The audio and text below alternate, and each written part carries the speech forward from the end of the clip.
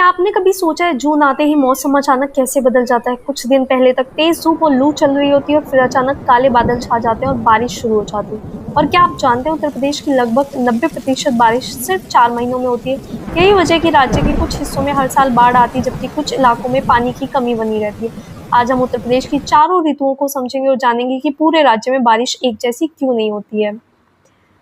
पिछले वीडियो में हमने उत्तर प्रदेश की जलवायु, उसके प्रकार और जलवायु को प्रभावित करने वाले कारणों को समझा था। आज हम जानेंगे उत्तर प्रदेश की 4 ऋतुएं, दक्षिण पश्चिम मानसून, लौटता हुआ मानसून और वर्षा का वितरण। तो चलिए शुरू करते हैं। मौसम वैज्ञानिक पूरे वर्ष को 4 प्रमुख ऋतुओं में बांटते हैं। पहला है शीत ऋतु यानी कि विंटर, दूसरा है समर, तीसरा है साउथ वेस्ट मानसून सीजन, चौथा है रिपीटिंग मानसून। हर ऋतु की अपनी अलग अलग पहचान और विशेषताएं होती हैं। शीत ऋतु यानी कि कोल्ड वेदर सीजन की बात करते हैं। सबसे पहले ये ऋतु नवंबर के मध्य से शुरू होकर फरवरी तक रहती है। इस दौरान जनवरी सबसे ठंडा महीना होता है। औसत तापमान लगभग 15 डिग्री सेल्सियस से कम हो जाता है, लेकिन इस मौसम की पहचान सिर्फ ठंड नहीं है। इस समय सुबह सुबह घना कोहरा देखने को मिलता है, कई जगह पाला भी पड़ता है, आसमान साफ रहता है और मौसम सूखा रहता है। अगर आपने दिसंबर या जनवरी में सुबह यात्रा की हो तो आपने देखा होगा कि कोहरे की वजह से सामने कुछ मीटर तक भी साफ नहीं दिखाई देता है। इस मौसम में एक और रोचक घटना होती है, इसे कहते हैं पश्चिमी विक्षोभ यानी कि वेस्टर्न डिस्टर्बेंसेस। ये भूमध्य सागर यानी कि मेडिटेरियन सी के आसपास बनने वाला मौसम तंत्र है, तो जो भारत में हल्की बारिश लेकर आता है। ये बारिश किसानों के लिए बहुत लाभदायक होती है। नंबर 2 पे आता है ग्रीष्म ऋतु। अब बात करते हैं इस ऋतु की। ये मार्च से शुरू कर जून के मध्य तक रहती है। जैसे जैसे सूर्य की किरणें सीधी पड़ने लगती है वैसे वैसे तापमान बढ़ता जाता है। मई सबसे गर्म महीना होता है। कई स्थानों पर तापमान 42 डिग्री सेल्सियस तक पहुंच जाता है। सबसे अधिक गर्मी आगरा और झांसी के आसपास महसूस की जाती है। इस मौसम में एक बहुत प्रसिद्ध गर्म हवा चलती है जिसे लोग लू के नाम से जानते हैं। ये बहुत गर्म और सूखी हवा होती है जो दोपहर के समय चलती है। कभी कभी धूल भरी आंधी भी आती है। कुछ स्थानों पर गरज चमक के साथ हल्की बारिश भी हो जाती है जिससे थोड़ी ही राहत मिलती है। इसी समय उत्तर भारत में कम वायुदाब यानी कि लो प्रेशर बनने लगता है जो मानसून को अपनी ओर खींचता है। नंबर 3 पे आता है साउथ वेस्ट मानसून सीजन यानी कि दक्षिण पश्चिम मानसून ऋतु।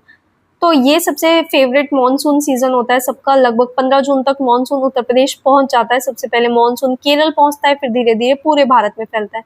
मानसून की 2 शाखाएं होती हैं, अरब सागर शाखा यानी कि अरेबियन सी ब्रांच, बंगाल की खाड़ी शाखा यानी कि बे ऑफ बंगाल ब्रांच।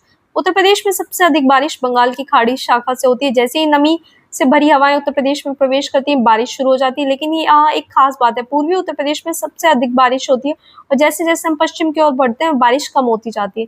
इसी कारण पूर्वी उत्तर प्रदेश अधिक हरा भरा दिखाई देता है जबकि पश्चिमी उत्तर प्रदेश अपेक्षाकृत अधिक सूखा रहता है। नंबर 4 पे आता है लौटता हुआ मानसून यानी कि रिट्रीटिंग मानसून। सितंबर के अंत तक मानसून धीरे धीरे कमजोर होने लगता है। उत्तर भारत का कम वायुदाब लो प्रेशर दक्षिण की ओर खिसकने लगता है। इसके साथ ही मानसून भी उत्तर प्रदेश से वापस लौटना शुरू कर देता है। इसी प्रक्रिया को लौटता हुआ मानसून यानी कि रिट्रीटिंग मानसून कहा जाता है। उत्तर प्रदेश में रेनफॉल डिस्ट्रीब्यूशन कैसा होता है? और राज्य की लगभग 90% बारिश दक्षिण पश्चिम मानसून से होती है और ये बारिश मुख्य रूप से जून से सितंबर के बीच में होती है।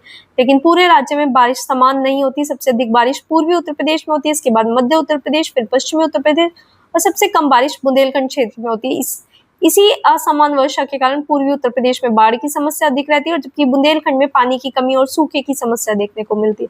अगर वर्षा के आधार पर देखें तो उत्तर प्रदेश को 2 भागों में समझ सकते हैं। मध्यम वर्षा क्षेत्र जहाँ सालाना वर्षा 100 से 200 सेंटीमीटर होती है। इसमें भाबर, तराई, महाराजगंज, कुशीनगर, बलरामपुर जैसे क्षेत्र शामिल है। कम वर्षा वाले क्षेत्र हैं जहाँ सालाना वर्षा 50 से 100 सेंटीमीटर होती है, जैसे मथुरा, अलीगढ़, गाजियाबाद, गौतम बुद्ध नगर।